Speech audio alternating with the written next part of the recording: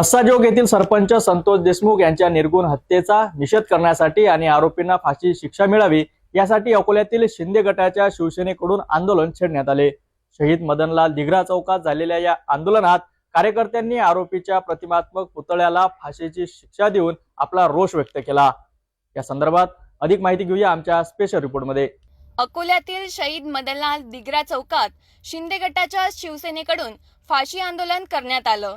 मस्साजोग गावचे सरपंच संतोष देशमुख यांची वाल्मिक कराड आणि इतरांनी क्रूर हत्या केली। या घटनेचा तीव्र निषेध नोंदवत आरोपींना फाशीची शिक्षा द्यावी अशी मागणी आंदोलकांनी केली। यावेळी आरोपींच्या पुतळ्याला प्रतिकात्मक फाशी देण्यात आली। आंदोलकांनी जोरदार घोषणाबाजी करत सरकारकडे तातडीने कठोर कारवाईची मागणी केली।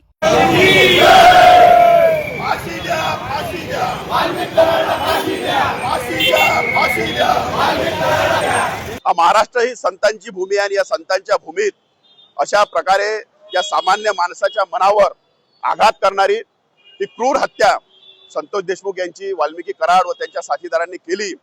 अशा वाल्मिक कराडला फाशी झाली पाहिजे, पण त्याच्या सोबत जेही आरोपी आहेत त्या सगळ्यांना फाशी झाली पाहिजे। या मागणीसाठी आज आम्ही इथं वाल्मिक कराडच्या पुतळ्याला फाशी देऊन आंदोलन केलेलं आहे। सरपंच संतोष देशमुख यांच्या हत्येने परिसरात संतापाची लाट उसळली आहे।